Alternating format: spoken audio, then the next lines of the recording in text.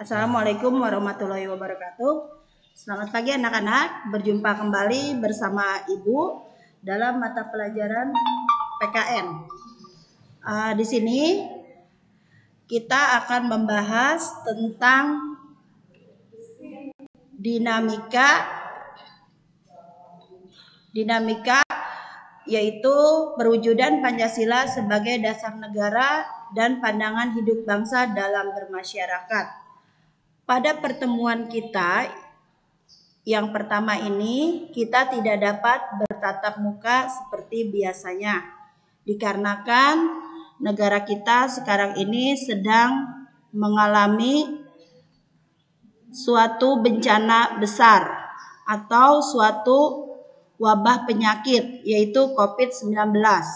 Makanya pembelajaran kita saat ini kita belajar melalui daring dalam jaringan online.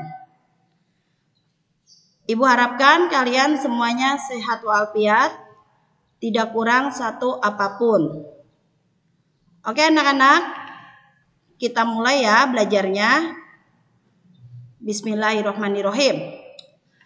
Sekarang ini kita akan berbicara tentang bab pertama, yaitu perwujudan Pancasila sebagai dasar negara dan pandangan hidup bangsa dalam masyarakat. Kita lihat gambar di sini, tolong diamati. Ini adalah salah satu bentuk dari budaya gotong royong yang merupakan sekelumpit bukti perwujudan Pancasila dalam masyarakat. Ini bentuk Pancasila sudah terwujud di dalam masyarakat. Kemudian yang akan kita bahas kali ini yaitu tentang bagaimana dinamika perwujudan Pancasila dalam masyarakat. Kita lanjut ya. Sebelum kita sampai ke materi, kalian harus mengetahui dulu tujuan pembelajaran yang akan kita capai. Yang pertama, setelah kalian membaca penerapan Pancasila dan praktik ideal Pancasila dalam masyarakat, peserta didik mampu menilai kesesuaian penerapan Pancasila dalam masyarakat dengan praktek ideal Pancasila sebagai dasar negara dan pandangan hidup bangsa dengan benar. Kemudian yang kedua, nanti kalian diminta untuk membuat clipping atau potret tentang perwujudan Pancasila sebagai dasar negara dan pandangan hidup bangsa. Selain itu, peserta didik menunjukkan dukungan terhadap upaya mewujudkan Pancasila sebagai dasar negara dalam kehidupan masyarakat dengan konsekuen. Kita kembali ke tujuan pembelajaran nomor 3, yaitu di sini peserta didik mampu menjelaskan dan memaparkan dinamika perwujudan Pancasila sebagai dasar negara dan pandangan hidup bangsa dalam masyarakat dengan baik. Kemudian yang keempat, di sini peserta didik mampu menginternalisasikan nilai-nilai Pancasila sebagai dasar negara dan pandangan hidup bangsa dalam wujud nyata. Itulah anak-anak tujuan pembelajaran yang akan kita capai pada hari ini. Semoga tercapai ya. Kita lanjut ke materi. Materi yang akan kita bahas untuk pertemuan kita dalam daring ini yaitu dinamika penerapan Pancasila dari masa ke masa. Kemudian yang kedua, praktik ideal penerapan Pancasila sebagai dasar negara dan pandangan hidup bangsa. Kemudian yang ketiga atau yang C, upaya mewujudkan nilai-nilai Pancasila dalam masyarakat. Masih semangat ya? Ayo kita lanjut. Yang pertama atau yang A, materi yang kita bahas yaitu tentang dinamika penerapan Pancasila dari masa ke masa. Kalian perhatikan coba di sini. Ini adalah dinamika penerapan Pancasila dari masa ke masa. Yang pertama, masa awal kemerdekaan, dimulai dari tahun 1945 sampai dengan 1959. Kemudian yang kedua, masa Orde Baru, masa Orde Lama dari 1959 sampai dengan 1966. Kemudian yang ketiga, masa Orde Baru dari tahun 1966 sampai dengan 1998. Yang ketiga, yang keempat, masa reformasi dari tahun 1998 sampai dengan sekarang. Oke, kita lanjutkan. Ini adalah masa awal kemerdekaan. Pada masa awal kemerdekaan, penerapan Pancasila sebagai dasar negara dan pandangan hidup bangsa menghadapi berbagai ancaman. Yang pertama, pemberontakan Darul Islam atau Tentara Islam Indonesia. Kemudian, Angkatan Perang Ratu Adil atau APRA. Kemudian yang ketiga, pemberontakan Partai Komunis yang lebih terkenal yaitu dengan sebutan PKI di Madiun ya. Kita lanjut. Sekarang kita lanjut yaitu masa Orde Lama dari tahun 1959 sampai dengan 1966. Di sini ada istilah ideologi Pancasila seolah-olah berdiri di antara liberalisme dan komunisme. Kemudian Pancasila dimaknai bukan berada pada kekuasaan rakyat, melainkan kekuasaan pribadi presiden saat itu. Ini masa Orde Lama. Sekarang kita lanjut ke masa Orde Baru. Orde Baru, kalian perhatikan di situ Orde Baru yaitu dari tahun 1966 sampai dengan 1998. Coba kalian perhatikan. Kalian pasti akan bertanya-tanya, kenapa seekor tikus sedang menggigit uang? Disinilah awal terjadinya bentuk kecurangan, keculasan dari orang-orang atau dari masyarakat Indonesia. Di sini awalnya ada praktek KKN. KKN itu korupsi, kolusi, dan nepotisme. Yang mananya manusia ini diibaratkan seperti tikus yang doyan dengan apapun. Tapi di sini dari gambar ini sudah jelas bahwa manusia itu suka dengan uang. Kenapa? Karena pada masa Orde Baru semuanya berebut mencari kekuasaan. Coba kalian perhatikan di sini. Berupaya mengembalikan nilai-nilai Pancasila pada kemurniannya. Kemudian yang kedua, dalam praktiknya terjadi beberapa penyimpangan. Ya, salah satunya penyimpangannya para pejabat atau para yang berkuasa melakukan atau gemar melakukan kegiatan KKN.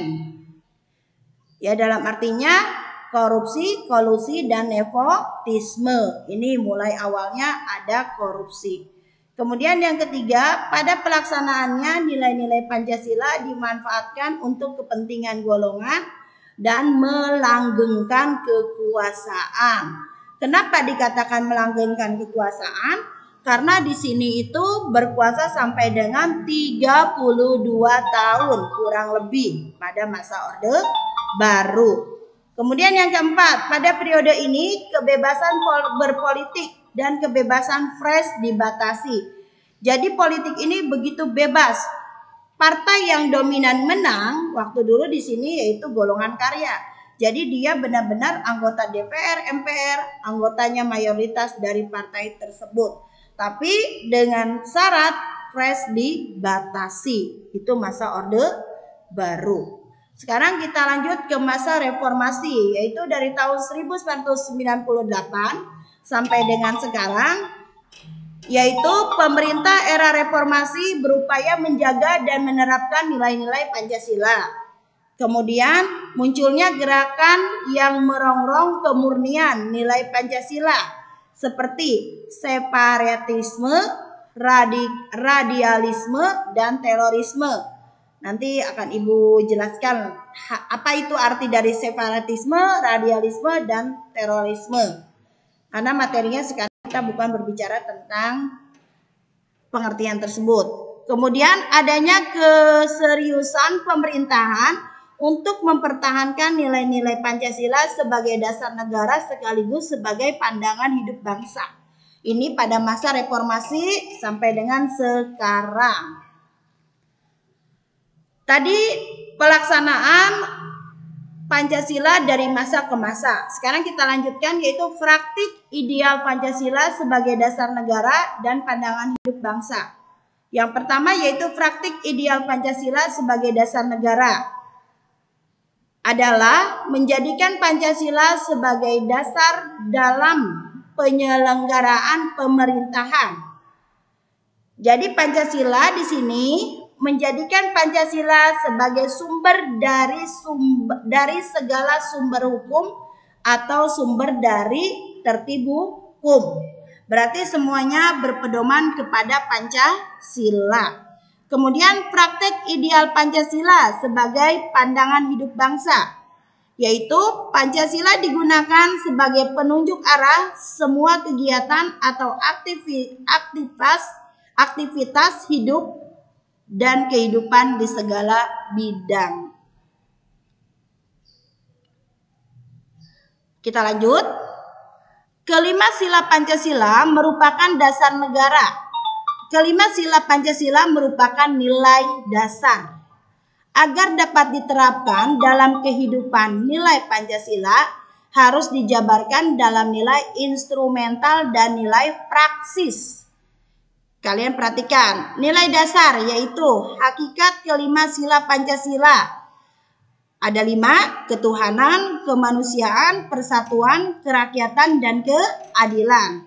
Nilai instrumental yaitu penjabaran lebih lanjut dari nilai-nilai dasar ideologi Pancasila. Kemudian nilai praksis yaitu realisasi nilai-nilai instrumental berdasarkan suatu pengalaman nyata dalam kehidupan bermasyarakat, berbangsa, dan bernegara. Jadi Pancasila itu pada dasarnya Pancalima dan sila dasar. Jadi 5 dasar itu ya.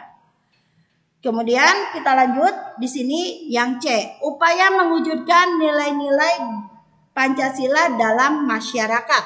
Yang pertama, upaya pemerintah mewujudkan nilai Pancasila.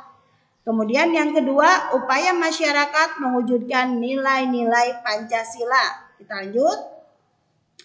Upaya pemerintah mewujudkan nilai-nilai Pancasila di sini ada 4 bidang. Yang pertama, bidang politik, yaitu pemerintah penyelenggaraan pemilu secara luberjurdil, artinya langsung, umum, bebas, rahasia, jujur, dan adil. Itu wujud pemerintah mewujudkan nilai-nilai Pancasila dalam bidang politik. Kemudian dalam bidang ekonomi, pemerintah di sini membentuk suatu koperasi berdasarkan ajas kekeluargaan.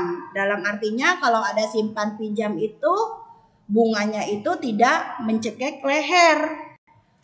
Bunganya itu yang sesuai dengan ajas kekeluargaan atau ringan. Itu ya bidang ekonomi. Kemudian bidang sosial dan budaya, yaitu adanya pelestarian kebudayaan daerah yang dijadikan kebudayaan nasional nih.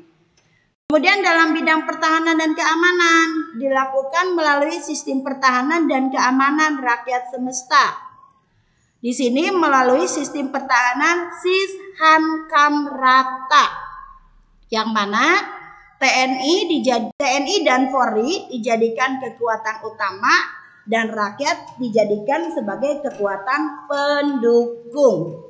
Ini wujud pemerintah dalam mewujudkan nilai-nilai Pancasila. Kita lanjut sekarang. Upaya masyarakat mewujudkan nilai-nilai Pancasila. Di sini ada lingkungan. Dalam artinya dibagi menjadi 4 lingkungan. Yang pertama lingkungan keluarga. Contohnya gotong royong, saling menghormati dan menyayangi, menjaga nama baik. Kemudian lingkungan sekolah. Yang pertama menghargai hasil karya teman, tidak memaksakan kehendak. Yang ketiga mematuhi tata tertib. Kemudian yang ketiga yaitu lingkungan masyarakat. Kalian bisa lihat, yang pertama menghormati hak-hak anggota masyarakat, yang kedua menghormati keputusan yang diambil, yang ketiga menjaga ketenangan, ketertiban dan keamanan lingkungan setempat.